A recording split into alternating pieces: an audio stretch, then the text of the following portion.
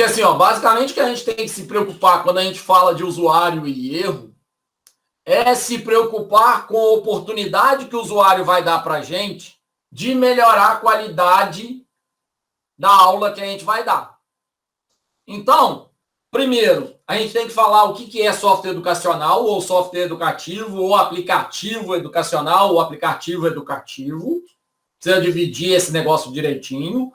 Depois, a gente precisa entender o que são os aspectos cognitivos, porque, afinal de contas, a gente está envolvendo o ser humano, seja ele como instrutor do conhecimento, seja ele como usuário.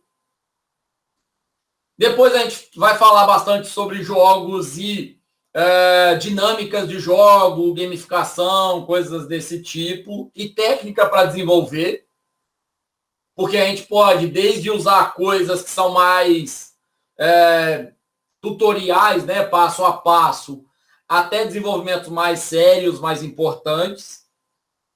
Vai falar sobre framework e engine, porque essa é uma questão importante da disciplina.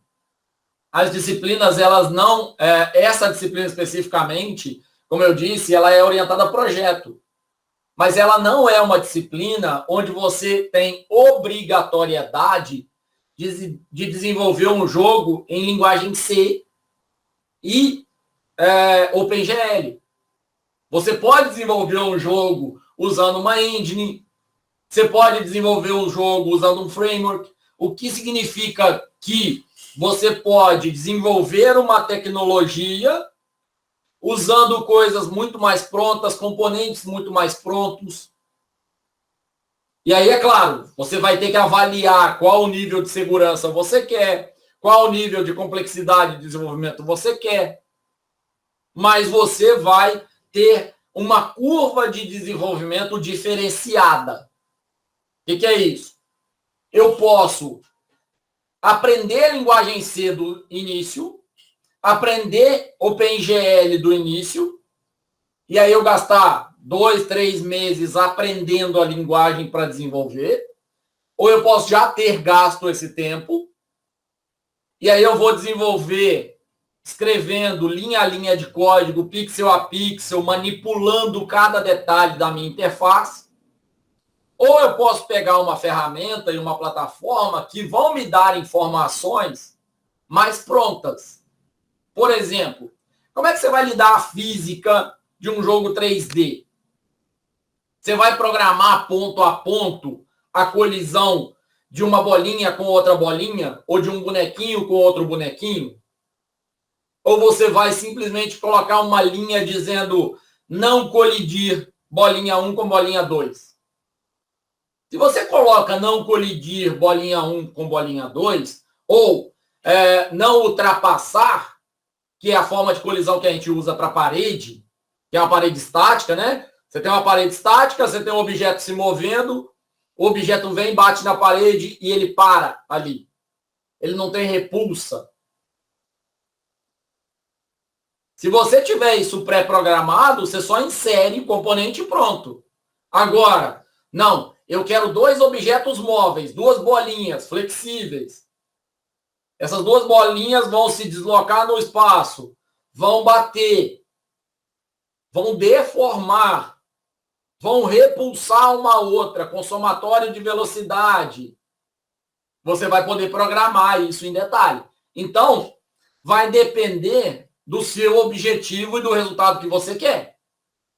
Quanto tempo você quer gastar para desenvolver? Qual é a qualidade do resultado que você espera? Se a gente está falando de algo educativo ou educacional, a gente não está falando de algo extremamente robusto, computacionalmente falando. Então, eu preciso que seja extremamente seguro? Não. Eu preciso que seja extremamente bem documentado? Sim. Porque, afinal de contas, eu estou lidando para ensinar alguém. Então, vejam, a gente está deixando de pegar pesado em algumas áreas e pegando mais pesado em outras áreas. Ok? Então, assim, no final das contas, você vai desenvolver jogos que são extremamente robustos? Não. A curva de aprendizagem é menor, mas a qualidade da interface é melhor, mas a curva de resultado é melhor. Então, você vai desenvolver coisas com 2 semanas, 3 semanas, 10 horas, 20 horas. Ok? Por isso que a gente vai usar engine, por isso que a gente vai usar framework. Dá para fazer coisas muito mais elaboradas, sem dúvida. A gente vai falar um pouquinho sobre relatório final, porque essa disciplina ela é avaliada por projeto. Tá? Então, se a gente faz 2, 3 projetos, eu vou avaliar em cima das atividades que vocês desenvolvem. Esse primeiro levantamento, mais o projeto 1, mais o projeto 2, mais o projeto 3. E aí, para cada ciclo de projeto, a gente tem elaboração, né, proposta do projeto, acompanhamento que eu vou fazer do desenvolvimento e relatório final do que está pronto. Tem exemplo disso, tudo vocês vão conseguir acompanhar. E aí, algo é importante vocês entenderem nessa disciplina, porque ela é uma disciplina que eu vou assumir como verdade muito conhecimento de muita disciplina do curso. Eu não vou ficar retomando formas de modelagem de UML, eu não vou ficar retomando conceitos de HC, eu não vou ficar retomando conceito de algoritmo e estrutura de dados, porque eu assumo que vocês já viram a maior parte dessas coisas e que, portanto, a gente pode tirar dúvidas pontuais e fazer características rápidas de ciclos rápidos de desenvolvimento que são ciclos completos. Então, a gente vai ter identificação de problema, de demanda, modelagem, prototipagem, apresentação para o usuário, documentação e entrega. Lembra que vocês viram lá sobre ciclo de vida? A gente está falando do primeiro ciclo de vida. A gente não está falando do espiral, né? A gente não está fazendo o segundo espiral. A gente só faz o primeiro espiral. Você vai do zero até o primeiro resultado entregue. Ah, mas no final da disciplina, eu vou identificar um monte de erro no meu jogo e eu vou querer desenvolver novos. Perfeito, problema nenhum. Mas a disciplina encerra com o primeiro ciclo. Lembrando que, na minha opinião, o ciclo adequado para qualquer projeto de software é o ciclo espiral, evolutivo. Terminou o primeiro protótipo, validou com o usuário, volta. Vê se tem que atualizar a modelagem, vê se tem que atualizar protótipo, vê se tem que atualizar teste, apresenta para o usuário de novo, validou, volta de novo. É sempre o espiral. Beleza? A gente vai, então, lidar com levantamento de estado da arte, que é o que a gente conversou hoje. Qual que é a diferença do levantamento de estado da arte para a edição de agora da disciplina com vocês? Como a gente está passando agora por uma reforma de ensino médio e de ensino fundamental através da Base Nacional Curricular Comum, BNCC, ao invés de pegar cada um de vocês para escolher 2, 3, 4, 5 jogos, analisar esses 5 jogos, ou 10, ou 20 jogos, e apresentar características deles, vamos tentar dar uma olhada o que as áreas da BNCC trazem de respaldo, porque a BNCC está prevendo questões relacionadas a um período maior de estudo, a projeto de vida, a projetos de integração de 2 ou mais disciplinas. E aí, à medida que você tem integrações, projeto de vida, tempo maior do aluno na escola, em geral, você vai precisar lidar com recurso didático para melhorar a qualidade da aula dele. E aí você vai poder explorar melhor o potencial desse aluno. Então, a gente mudou o levantamento de estado da arte para que ele seja razoavelmente uma revisão sistemática. Claro que a gente não está fazendo uma revisão sistemática profunda ainda. Tá? A gente vai começar fazendo um levantamento raso. Depois a gente pode aprofundar se quiser. Mas é porque a gente está fazendo um monte de corte para que a gente consiga cumprir o projeto todo. Então, a gente está fazendo o levantamento, classificando o que existe, vai identificar problema, identificar gargalo, descobrir qual área é menos demandada, aliás, qual área tem menos quantidade de suprimento, né, de recurso didático. E aí, a partir dessa análise, a gente vai fazer proposta, validação de questionário e chegar no relatório completo. O que tem no meio dessa proposta? Já que essa estrutura aqui, ó, é a estrutura de avaliação da disciplina. No meio da proposta tem desenvolvimento, que é um período que eu vou deixar vocês desenvolverem. E aí vocês vão vir só para tirar dúvidas, só para esclarecer, só para que eu ajude. Depois vocês vão fazer validação de versão do software comigo, validação do questionário. E aí, normalmente, a gente faz uma aplicação desse projeto para o usuário. Como?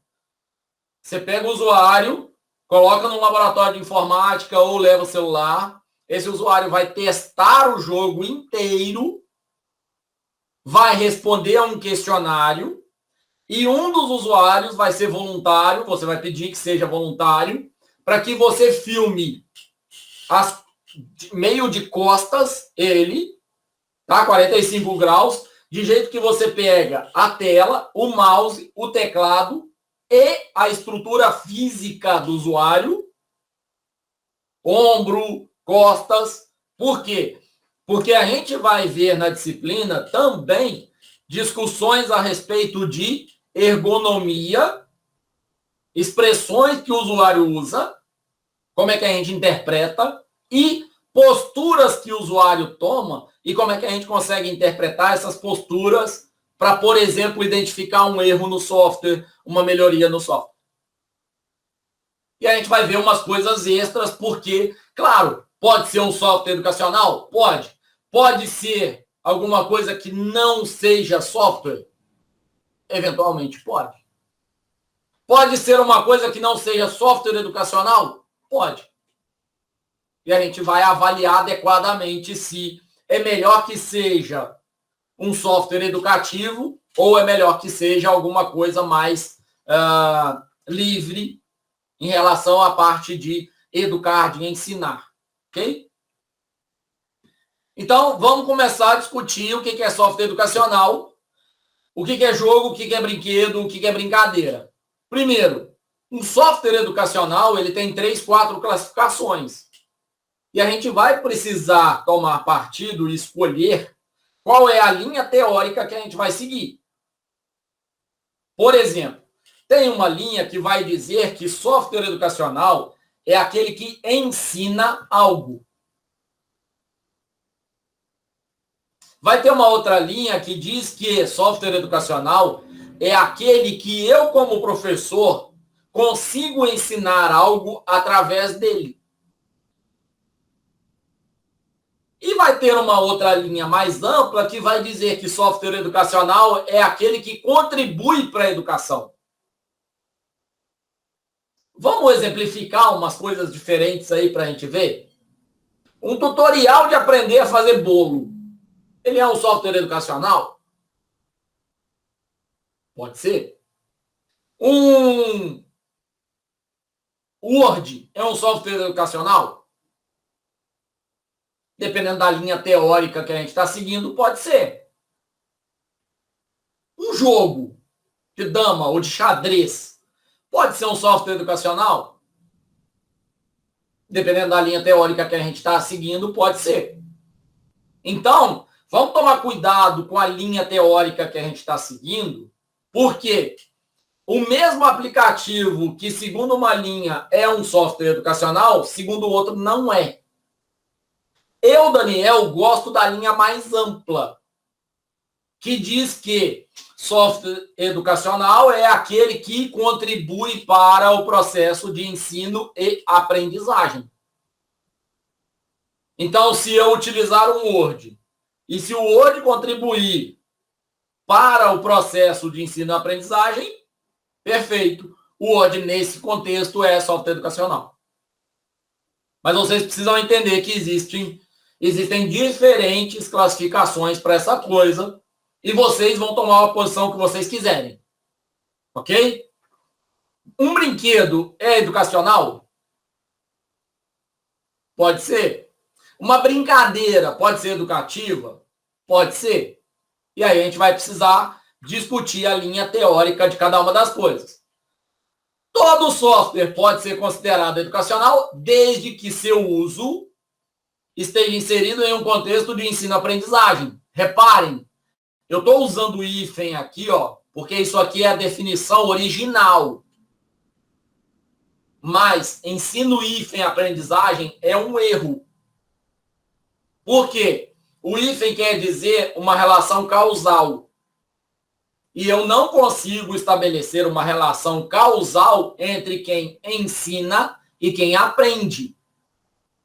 Traduzindo, eu não consigo dizer que se a minha aula foi excepcionalmente bem dada, você aprendeu. E nem que se a minha aula foi muito mal dada, você não aprendeu. O aprender depende do aprendente, da pessoa, do indivíduo que vai aprender. Ok? Então, tomem cuidado com esse hífen, porque esse hífen, até bastante tempo atrás, ele foi usado para dizer contexto de sala de aula. Atualmente, ele não é adequadamente utilizado para esse fim. O que a gente gosta, o que eu gosto de estabelecer é que o software educacional favorece o ensino e a aprendizagem. O que é o adequado aqui, ó? É a gente vir aqui no PowerPoint e alterar, ó. Ao invés de ser hífen, é e aprendizagem. Favorece o ensino e aprendizagem.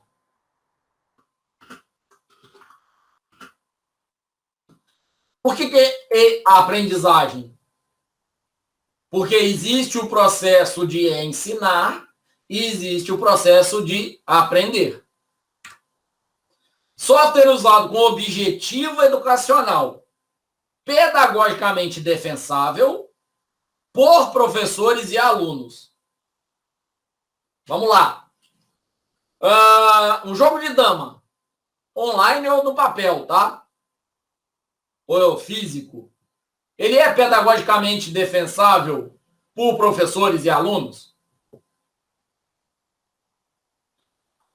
Programa que visa atender necessidades e que possui objetivos pedagógicos definidos.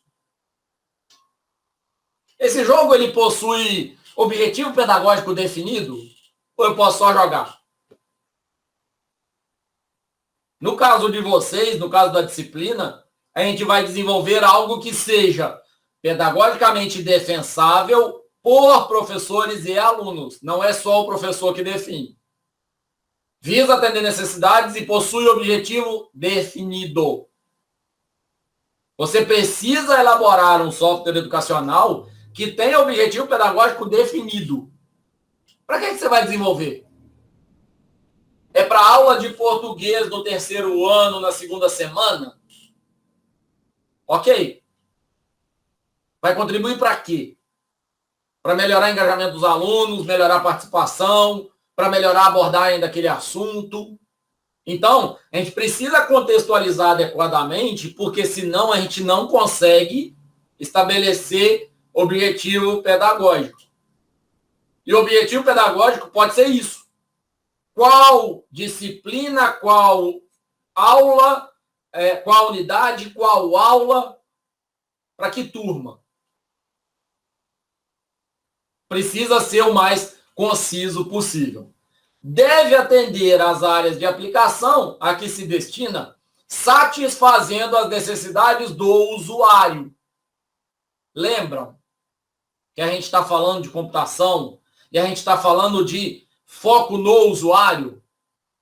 O usuário do aplicativo é o quê? É o professor? Então, deve atender às áreas de aplicação a que se destina, satisfazendo as necessidades do professor. E aí a gente começa a chegar em umas discussões filosóficas que é o seguinte: O professor não sabe usar o aplicativo que eu desenvolvi. É um problema dele ou meu? Meu. Eu não estabeleci adequadamente o software para que ele utilizasse. Não é obrigação do adolescente saber que o disquete é para salvar o documento. É obrigação minha, enquanto programador, estabelecer um ícone que seja de fácil entendimento por parte do meu usuário. Se eu tenho que clicar no botão, o programador tem que estar dizendo, tá instruindo, clique no botão. Ou tem que dar ênfase no botão. O usuário não pode ser cobrado para essas coisas. Ele tem que ser induzido a esse comportamento, direcionado a esse comportamento. Sua interface ou pertinência pedagógica deve ser previamente avaliada. Então, não existe esse negócio de você dizer que fez um software educacional se você não avaliou, se você não escutou o usuário, se você não pesquisou junto a especialistas. Você tem que pesquisar junto a especialistas. Você tem que avaliar. E não é avaliar se as cores estão condizentes. É avaliar a pertinência pedagógica.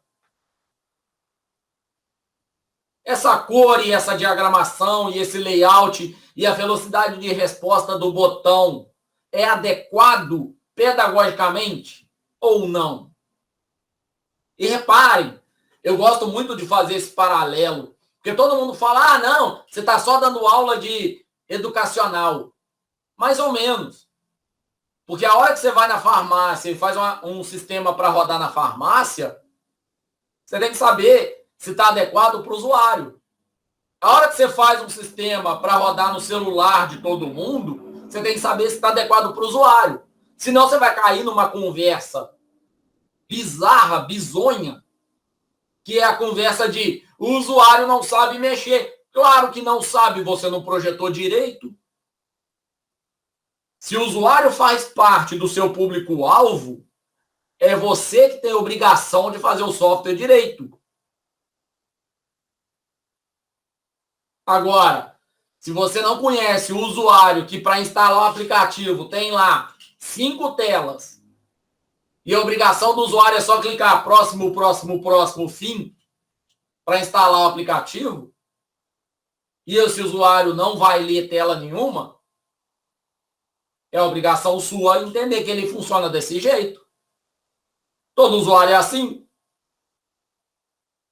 Então, quando a gente vai fazer alguma coisa educacional, a gente está apenas dando foco naqueles erros que normalmente a gente comete e que, como são colocados para a grande população, o usuário do celular, por exemplo, ele agora bate o olho no celular e fala, esse jogo não gostei.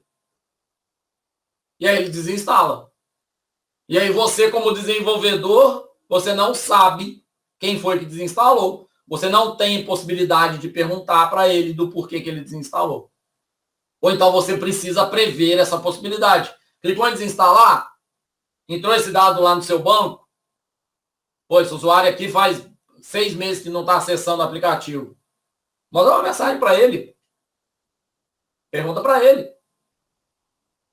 Usa o feedback do usuário para você melhorar a qualidade do sistema e do serviço que você disponibiliza para todo mundo. A escolha do software educacional deve estar de acordo com os objetivos estabelecidos pelo responsável de cada matéria. Então, não adianta nada você desenvolver um aplicativo maravilhoso de ambiente 3D, de navegação com GPS, de óculos de realidade aumentada, de ambiente legal pra caramba, se o responsável pela matéria não gosta, não quer e não vai utilizar.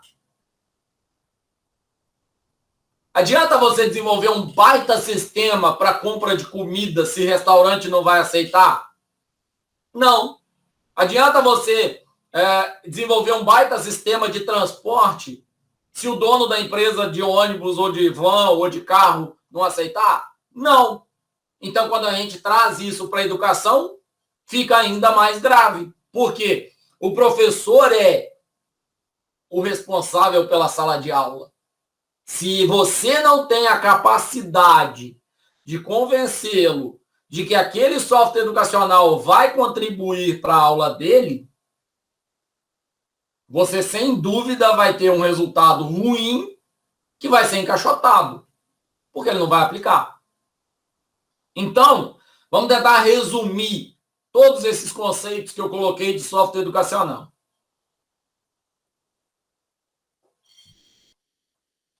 Em geral, ele vai ser utilizado como ferramenta. O que é uma ferramenta? É algo que melhora o resultado, mas é algo que a gente consegue sobreviver sem. É uma ferramenta que auxilia as atividades pedagógicas, auxilia, não substitui, ok? Como instrumento de planejamento. Se não tiver no planejamento adequado, a ferramenta não serve para nada. E realização de projetos interdisciplinares. Poxa, Daniel, mas se eu fiz um jogo para matemática, por que ele é interdisciplinar? No mínimo, você vai conduzir tecnologia e área do conhecimento. São as duas áreas do conhecimento, né? A área tecnológica e a área específica de matemática. No entanto, quando você desenvolve alguma coisa um pouco mais elaborada, um pouco mais bem pensada e planejada, você vai incentivar projetos interdisciplinares. Português, matemática, português, história, português, artes, ciências, geografia, ciências, história, ciências, artes. E aí você vai, via tecnologia, contribuir para o ato de ensinar e o ato de aprender. O software educacional deve atender às necessidades do público-alvo. Então, de nada adianta eu exigir uma taxa de internet absurdamente alta se o meu público não tem isso. Estar adequadamente inserido em um contexto de ensino e aprendizagem. Vamos trocar isso aqui de uma vez. E aprendizagem. Ou seja, o meu recurso didático, o meu software educacional, ele tem que estar planejado para uma aula, numa sala, numa turma. Eu não posso planejar um software educacional sem saber se essa turma tem 10 anos ou 15, se esse professor acabou de entrar na sala, de assumir a turma, ou se tem 20 anos de formado, se essa aula é numa sala tradicional, ou se é no auditório, ou se é no laboratório. Eu preciso entender esse contexto. E ele precisa seguir uma metodologia. Por quê? Porque eu tenho momentos diferentes para dar aula com esse software. Eu posso dar aula com esse software no início da abordagem da matéria, daquele conteúdo. Eu posso dar aula, me apoiar nesse software durante a exposição do conteúdo, depois, para reforço. Eu tenho momentos muito distintos para usar. E eu tenho que ter uma metodologia adequada. Se eu não tiver uma metodologia adequada, eu não tenho como acompanhar a evolução e desenvolvimento dos meus usuários, dos meus alunos. Torna o aprendizado mais real através da prática. Começou a ficar legal, né? Se eu tiver um conteúdo muito mais abstrato, é mais difícil aprender. Requer muito mais concentração. Por isso, algumas áreas do conhecimento que a gente viu têm menor quantidade de recurso aplicado, tem menor quantidade de recurso pesquisado, porque elas são mais abstratas. À medida que a gente vai para a parte mais real, mais prática, mais factível. Fica mais fácil. Então, o que um software educacional deve ter? Matéria a ser apresentada, exemplos de exercício de fixação, onde o aluno marca alternativas que podem estar corretas e ele ganha parabéns. Ou então marca uma alternativa incorreta, ele recebe uma mensagem. Aqui está o segredo da história. Porque num software tradicional, o seu usuário de controle de estoque clicou lá uma quantidade de venda que não tem estoque, o que o sistema responde para ele? Erro. Quantidade insuficiente. Você tentou inserir um valor que é menor do que o valor de pagamento necessário, o que ele apresenta? Erro. Valor menor do que a conta.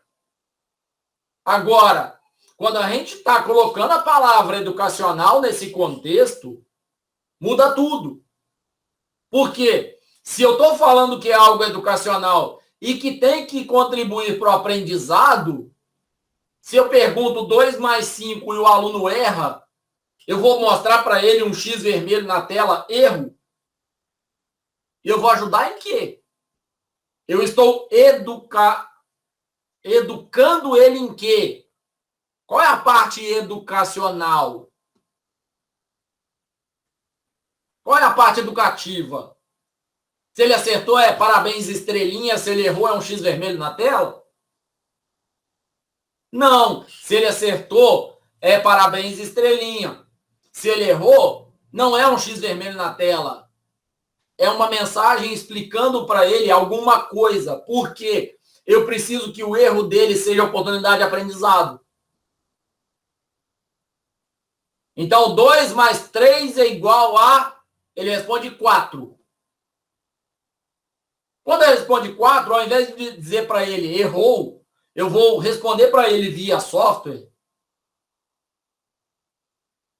Sua resposta está incorreta, pois 2 mais 2 é 4, 2 mais 3 é 5. Quando ele responde 4, eu na resposta, no aviso, na mensagem que eu dou para esse usuário, eu vou alertá-lo de que 4, na verdade, é 2 mais 2. Eu não vou dar uma mensagem de erro para ele, puramente. Eu vou usar a oportunidade do erro para ensinar alguma coisa para ele ou para reforçar algum conhecimento dele. Entenderam a diferença? Então, se eu coloquei lá no estoque, vendi 3 itens, mas só tinha 1, que mensagem adequada eu deveria dar para o usuário? Só resta 1 item. Quantidade acima do estoque. E não erro. Valor inválido. Perceberam? A qualidade do software, em geral, precisa garantir que o usuário entenda. Aí a gente, como especialista, vai lá na empresa da manutenção no software, aí você chega lá e fala, claro que não está funcionando. Você digitou 3, só tem 1 no estoque. Como se a culpa fosse do usuário. Não é. A culpa é sua.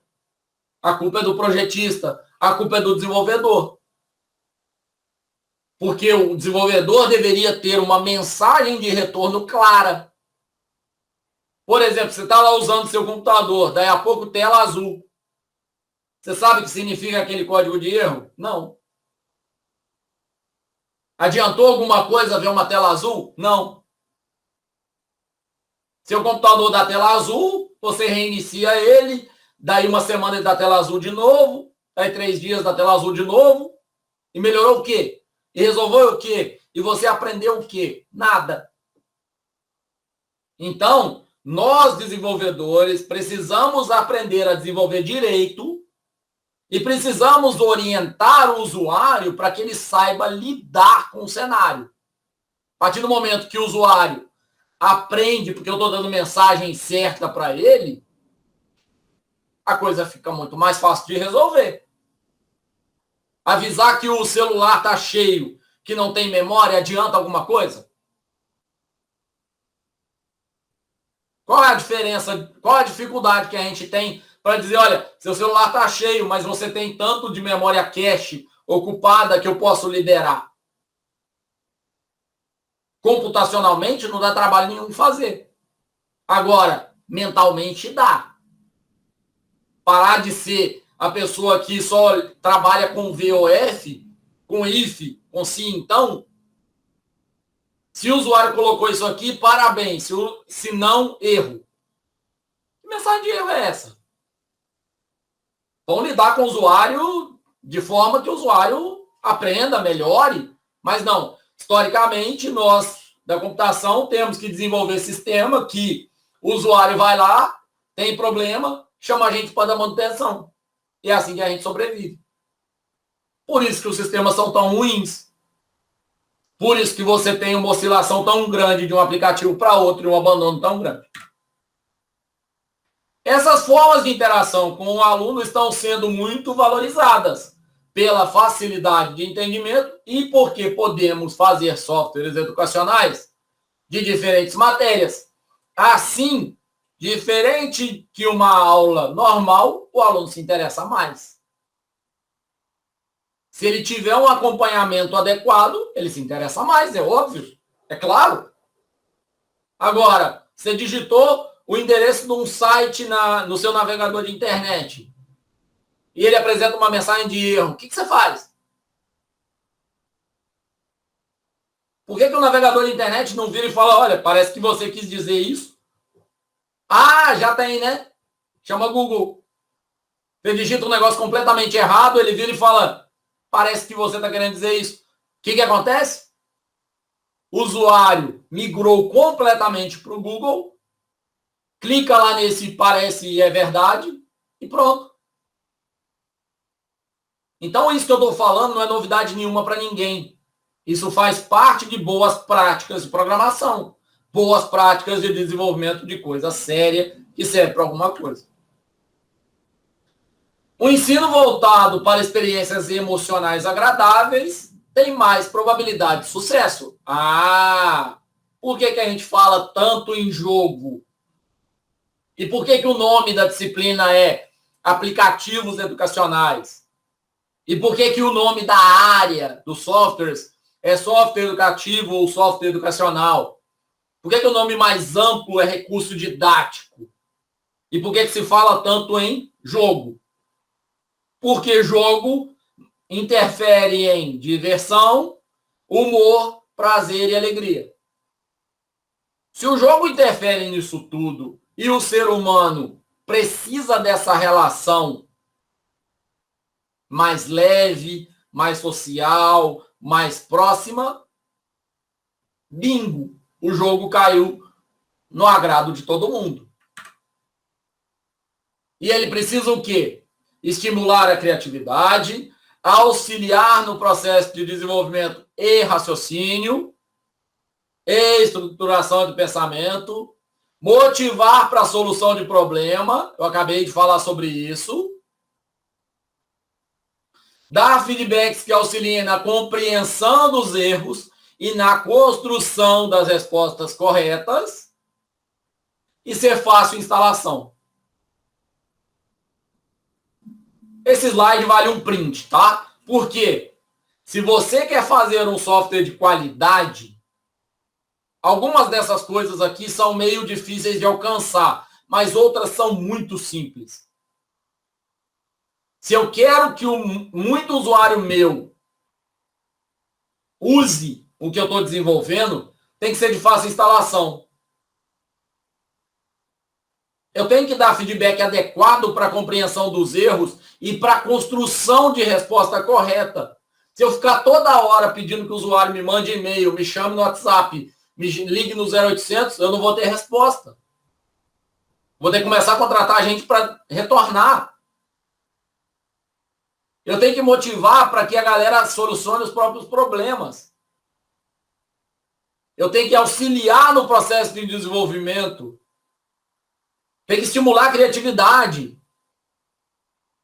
Isso aqui é a característica que a gente precisa para uma aula melhor, para um software melhor, para um processo de relacionamento melhor com a tecnologia.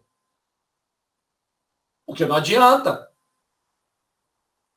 Se eu dou um software legal pra caramba e ele passa horas e horas instalando, o que você faz?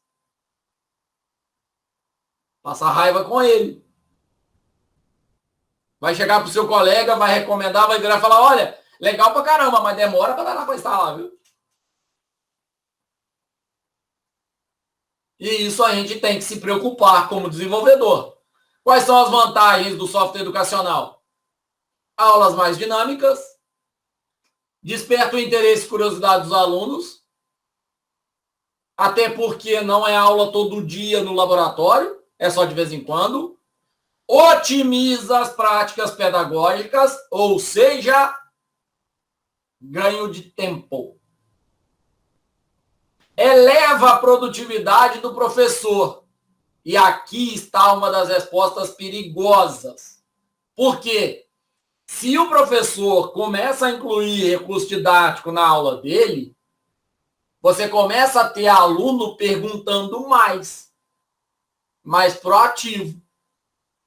E o seu aluno mais proativo perguntando mais, significa que você, como professor, tem que estar mais tranquilo e ter um conhecimento mais sólido para conseguir responder. Se você não tem um conhecimento mais sólido para responder, você vai ter mais tempo para o aluno perguntar e aquilo vai gerar um risco para você como professor. Além disso, melhora o rendimento escolar, claro, se bem desenvolvido, se bem alocado, e gera um acesso a um número maior de informações. Geralmente está associado a não determinação clara de objetivo, esse é um dos riscos. Não uso adequado como instrumento para melhoria, mas apenas utilizado como uma aula de informática ou momento de diversão. Se vocês se dedicarem, então semana que vem a gente vai para o laboratório, e aí põe todo mundo no laboratório, não acompanha o que o molecada está fazendo. Não relação com a realidade dos alunos, professores, escolas e comunidade. E aí tem algo que aconteceu com a gente no curso de computação, que foi o seguinte: nessa disciplina, uma aluna desenvolveu um jogo, levou para uma escola, a hora que ela foi aplicar lá, primeira pergunta do questionário: qual cor você mais gosta? Azul. Qual objeto vocês acham mais bonito? Todos menos o azul. Sabe por quê? Porque eles não conhecem o objeto azul, que é uma bússola. O erro é deles de não conhecer, ou o erro é meu, enquanto projetista, de ter colocado uma imagem dessa? Se eu quero colocar uma imagem dessa, eu tenho que ter consciência do porquê que essa imagem está ali. Conhecimento de mundo do porquê essa imagem está ali. Não, eu coloquei a imagem da bússola porque eu quero explicar para que serve a bússola. Ok, perfeito. Funciona adequadamente. Mas tem que ser planejado. Não pode ser surpresa. Não pode ser descontextualizado.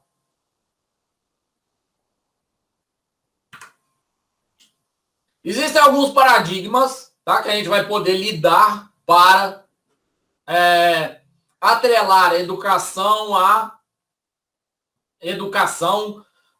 à tecnologia, que, por exemplo, o paradigma instrucionista, que é reprodução do tradicional por meio da tecnologia. Traduzindo, PowerPoint. Um exemplo muito claro.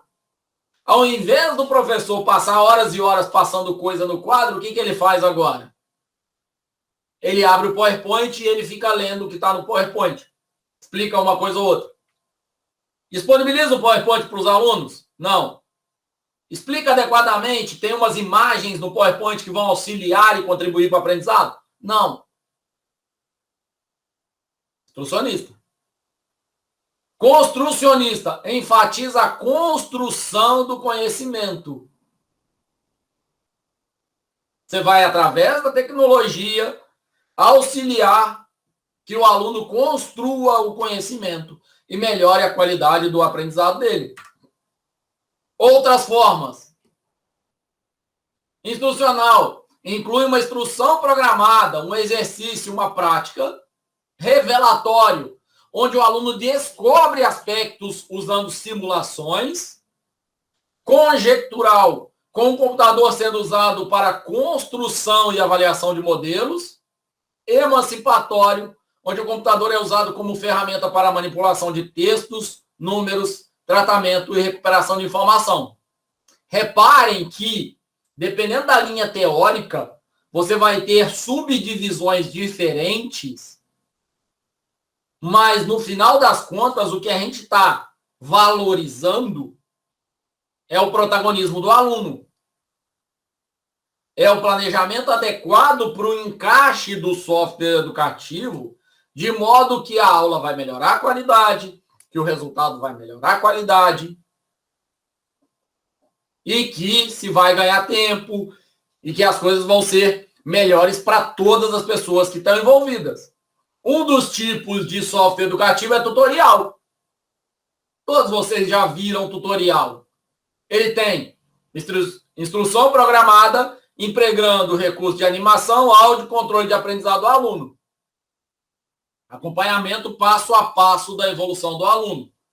Vamos conhecer um pouco o universo do tutor online, o que ele faz, como cria estratégias de ensino com os alunos e muito mais. Em geral, você coloca um avatar, né? Você coloca uma pessoazinha aqui para dar uma realidade mais próxima daquilo que o ser humano, que o indivíduo está passando. Isso aqui é uma imagem mais antiga, então, claro, tem alguns problemas, mas esse é um modelo que se usa para caramba, ok? Outro exemplo de tutorial é como é que faz um bolo. Você tem lá as tarefas, né? O passo a passo. O usuário precisa clicar em cada ovo para poder pegar, aí ativa uma animaçãozinha de colocar o ovo aqui. Então quebra o ovo, coloca aqui, pega a casca, coloca em algum lugar. Conhecem, né? Esse modelo de software educacional. Existem os modelos de programação que ajudam o aprendiz a encontrar seus erros. Professor, compreender o processo pelo qual o aprendiz constrói os conceitos e estratégias envolvidas no programa. Então, pensamento computacional, elaboração de programação para melhorar a qualidade do pensamento crítico, do raciocínio lógico dos alunos. Existe um outro que é exercício e prática, enfatizam a apresentação das lições ou exercícios, envolve memorização e repetição. Então, tomem cuidado com isso, tá? Eventualmente, para determinadas disciplinas e determinados assuntos é importante, é interessante.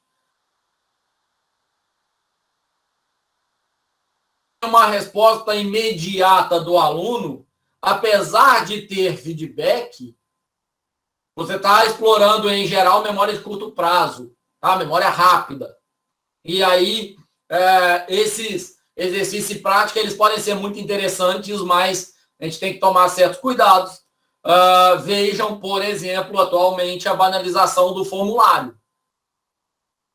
Tudo que se faz, você recebe um monte de formulário para responder e nesses formulários, em geral, nem informação básica as pessoas pedem. Vocês participaram de eventos durante agora o período de ensino remoto, vocês responderam formulário de validação de presença. E na validação de presença, em geral, está lá o quê? E-mail. E como é que eu faço controle se a pessoa mandou um e-mail num dia diferente do e-mail do outro dia ou do outro turno do evento? Não faço. Que tipo de informação além do e-mail eu tenho? Nome, sexo, faixa etária, região do país. Que tipo de conhecimento eu estou extraindo ali? É só presença? Poderia extrair um monte de outros conhecimentos. Então, tomem cuidado com esse tipo de exercício e prática, porque ele é muito traiçoeiro. Tá? Ele parece que é muito fácil. Eu vou mostrar para vocês quando a gente for falar de questionário. Parece que é muito fácil, parece que é muito intuitivo, mas no final das contas tem um potencial muito maior do que a gente de fato imagina. Além disso, o exercício e prática permite que os alunos mais avançados possam progredir ao seu ritmo, isso é muito bom, né? Porque a gente tem alunos em níveis diferentes, então, se ele permite um ritmo adequado a cada aluno, isso ajuda. Então, os alunos defasados possam alcançar os outros e os avançados podem progredir mais rápido, complementar o aprendizado, pesquisando em outros lugares, isso é legal. Possui uma quantidade de exercício suficiente, essa é uma palavra perigosa pra caramba, para que o aluno possa resolver de acordo com seu grau de conhecimento e interesse. Poxa, Daniel, mas como é que eu vou saber qual é o tamanho do jogo ou do software educacional que eu vou desenvolver? Experiência. Faz, testa, faz, testa, faz, testa. Dá uma olhada na literatura, o que existe, que tipo de recomendação tem, quanto tempo gasta, como é que vai ser isso. E aí você tem uma noção boa de como é que você vai lidar com o tamanho e com o tempo. Exploram recursos multimídia e respostas do aluno e vão se está correto ou não. Cuidado com esse não. O não estar correto não ajuda em nada. Tá? Esse aqui é um exemplo de recurso didático feito de uma forma muito simples, mas que ajuda muito para o aluno saber adequadamente onde fica cada estado do país. E é algo facinho de fazer, simplesinho de fazer, tem um monte de plataforma para desenvolver, dá para fazer até no próprio PowerPoint, onde o aluno clica e o estado já vai para o lugar certinho. Então, é bem interessante fazer isso. Tá? A gente pode pensar em algumas dinâmicas de uso do jogo. A gente não precisa pensar no jogo apenas como usuário. Um usuário na frente do computador usando. A gente vai lidar com essa diversidade. Mas a nossa questão aqui é falar um pouco da dinâmica e exemplificar alguns tipos de jogos que são interessantes. Aqui é o resultado. E aí você pode ter uma primeira fase que é monte o mapa do Brasil com os estados, e uma segunda fase, uma segunda etapa, que é clique nas cores para colorir os estados. Clica no vermelho para colorir o Nordeste, laranja o Sudeste, amarelo o Centro-Oeste, roxo o Sul e verde escuro o Norte. Ou seja, eu estou construindo conhecimento, usando o recurso didático para auxiliar na construção do conhecimento. Computacionalmente, isso é muito simples. É clicar e mudar a cor daquela forma entre as bordas que estão feitas ali.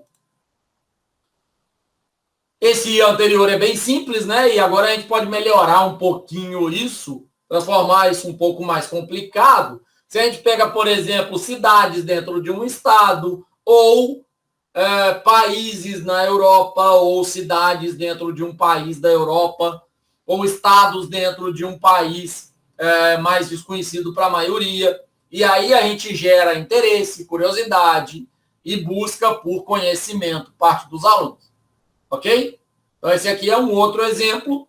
Mesma ideia do anterior, mesmo arcabouço tecnológico do anterior, só que agora mais difícil, porque não é o Brasil, adequado eventualmente para uma outra faixa etária e onde eu posso explorar outras vertentes, ok? Eu poderia, por exemplo, aproveitar que a imagem aqui está pronta e já cortar ela para mostrar estados dentro de um próprio país. Isso nada mais é do que um jogo que todo mundo conhece, que é o jogo das formas. E as crianças adoram. e que, à medida que o tempo vai passando, as aulas começam a ficar só quadro e giz com turmas cada vez maiores e ficam cada vez mais pesadas. Agora, eu poderia ter triângulos de tamanho diferente, eu poderia ter... aqui tem formas com cores diferentes. E aí você vai explorando o conhecimento que os alunos vão ter. E ele vai associar forma, cor, ordem, quantidade, sequência. Reparem, é forma e cor.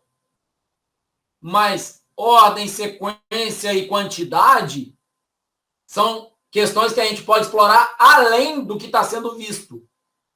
Além, às vezes, do que foi projetado. E aí você vai ter um recurso didático muito mais interessante. A gente já está caminhando para o final, e aí a gente vai chegar, então, na questão dos jogos educacionais. Eu não estou mais falando do software educacional, estou falando do jogo educacional.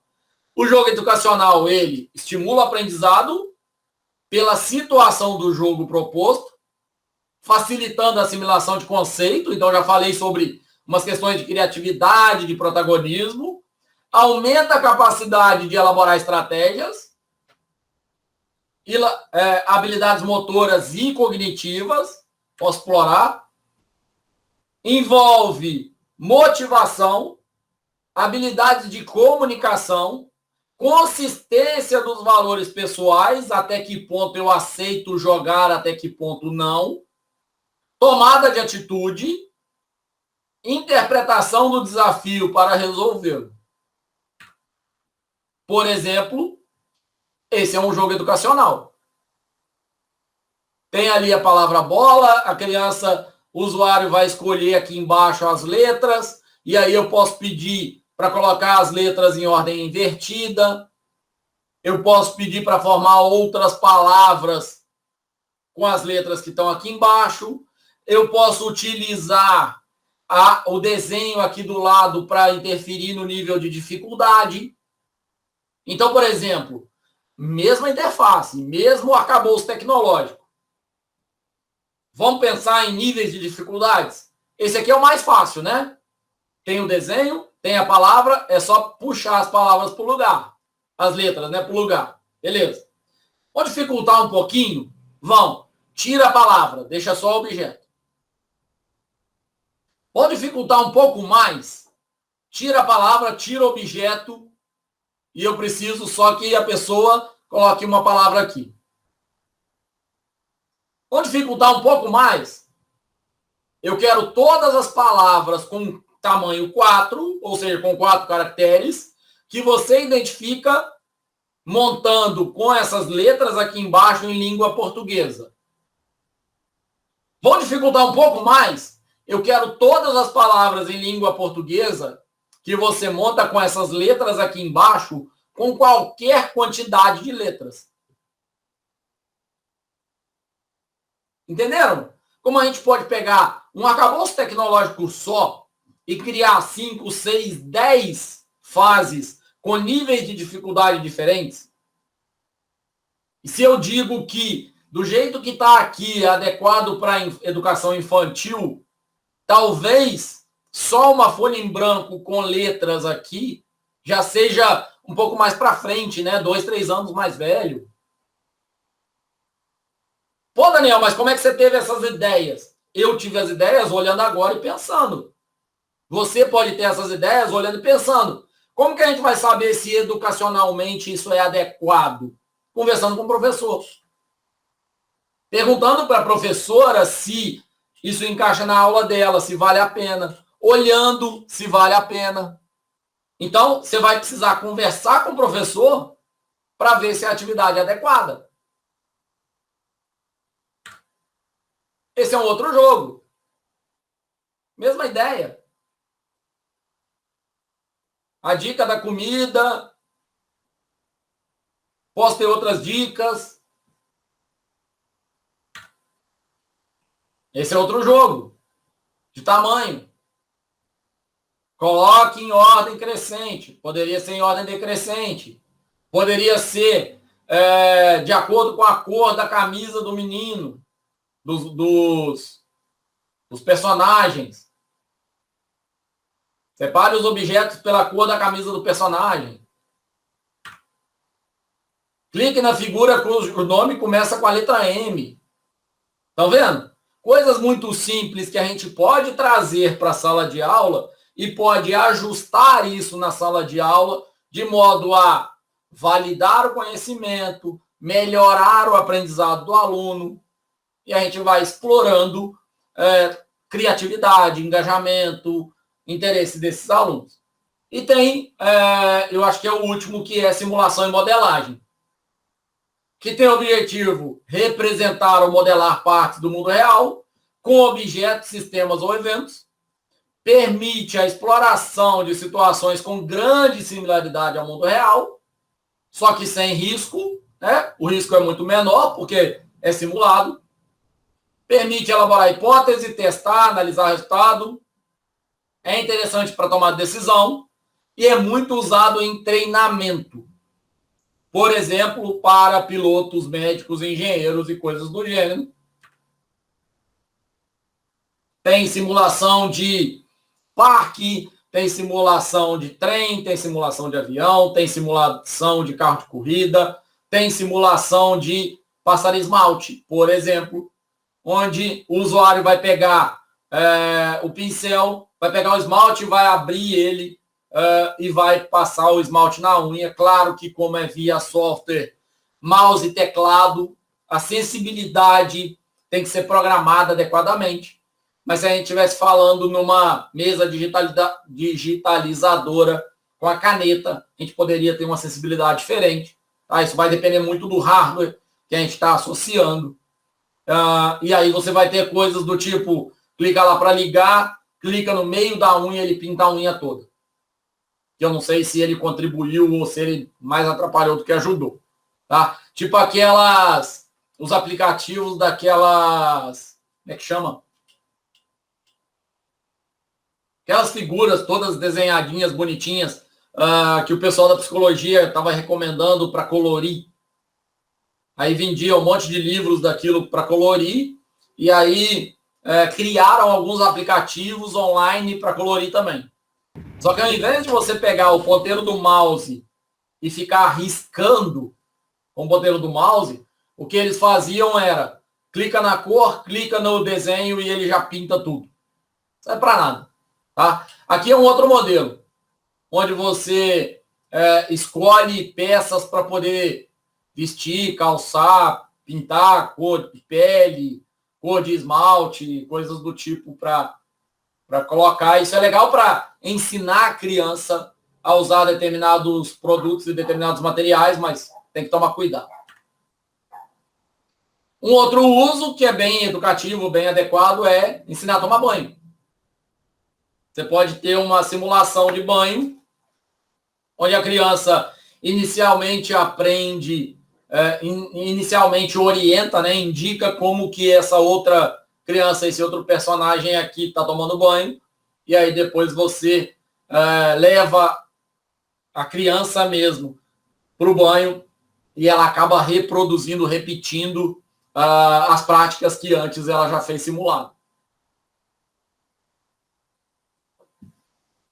Nessa linha, tem um canal no YouTube que chama Tia Flá, eu não sei se vocês conhecem, que é uma mulher com o marido dela, só filma a mão dos dois, e ela fica jogando, tá? Tem um monte de jogos. Tem uns aspectos lá que não me agradam muito, mas a maior parte deles é legal. Por exemplo, o que não me agrada é prenda ou recompensa de dar doce porque ganhou o jogo. Mas ela fica jogando e aí tem um monte de coisas que a criança aprende porque está vendo ela jogar, vendo ela utilizar pela televisão. Aqui é um outro modelo de simulação, uma foto de uma casa, para que a criança tenha noção de cada um dos espaços, cada um dos ambientes. Você pode ter coisas mais detalhadas. Claro, você tem uma questão social e econômica colocada, que, obviamente, quase ninguém tem uma casa desse tamanho. Então, você teria que pensar num planejamento adequado para não estimular a desigualdade, quase ninguém tem banheira, tem um escritório dentro de casa e coisas desse tipo. Então, assim, tem todo um aspecto que a gente precisa analisar, mas se for bem elaborado, é legal, porque a criança pode pensar em formas, tamanho, deslocamento, sentido, direção. Tem umas questões bem interessantes de avaliar com criança. Esse é um outro modelo de simulação que é de escova-dente. Normalmente o mouse é uma escova de dente, a criança vai, o usuário, né, vai raspando para poder limpar as sujeiras do dente. Um outro modelo que é de compra, então você tem aqui um carrinho, tem a lista de compras e aí você tem o usuário tendo, entre aspas, a obrigação, né, a tarefa, a função de pegar as quantidades que estão aqui definidas para poder levar para casa. Isso é legal para ter uma noção de quantidade, ter uma noção de preço. E, claro, essas coisas podem ser feitas via PowerPoint. Então, esse aqui é um caso feito pelo PowerPoint. Qual dessas figuras representa o Sol? Se você clica na Lua, ele vai para... Eu esqueci de alterar a configuração do PowerPoint. Mas se você clica no Sol, ele vai para o Sol colocando parabéns. Se você clica na Terra, ele vai explicar que esse é o planeta Terra, tá vendo? Ó? Não é um erro. Este é o planeta Terra, tente novamente. Essa é uma estrela, tente novamente. Esta é a Lua, tente novamente. Entendeu? Então, você usa o erro do usuário para apresentar coisas. Mesmo modelo, você pode pedir para escolher um objeto feito de madeira, falar de materiais. E aí você faz efeito on click. Tá? Clicou no objeto, ele vai. A roupa é feita de algodão, o cadeado é feito de metal, o jornal é feito de papel. Então não é simplesmente demonstrar o erro, mas é ensinar a partir do erro ou com o erro. O erro, então, deve ser encarado uma etapa importante, até mesmo fundamental no processo de construção de conhecimento. E terminamos. Basicamente, o que a gente está falando? De uma recreação aliada à aquisição de conhecimento, ou seja, de um processo leve de aprendizado, de aprendizagem, e a gente está falando do recurso didático ser adequadamente pensado pelo especialista da computação, em conjunto com o profissional da educação, da pedagogia, para que ele seja elaborado de modo a compreender as necessidades, a realidade e ser utilizado. Se a realidade da escola é um PowerPoint, é um projetor de slide, vou fazer no PowerPoint e vou usar no projetor de slide. Poxa, mas eu posso fazer um software no PowerPoint? Pode. Vai ser mais uma animação? Vai. Não tem problema. Vai ser um recurso didático? Vai contribuir para a melhoria da aula? Beleza, não tem problema nenhum. Dependendo do software, você vai contribuir para aprender fatos, testar hipóteses, antecipar resultados, planejar estratégias e alternativas, explorar a fantasia, explorar o desafio, a curiosidade, o autocontrole, a participação dos alunos, a divisão em grupos, a colaboração, tudo isso. Para os trabalhos da disciplina, pode ser exercício e prática, jogos educacionais ou simulação. Tanto faz. Desde que a gente tenha isso contextualizado adequadamente.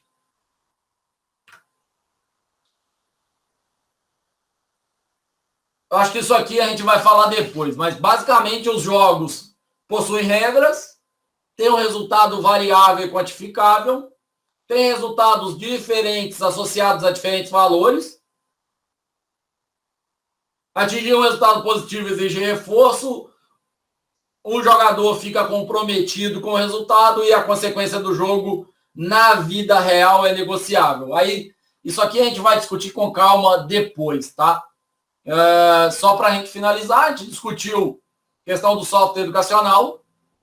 A gente ainda vai discutir aspectos cognitivos, jogos e técnicas para desenvolvimento, engines e parte de proposta e relatório.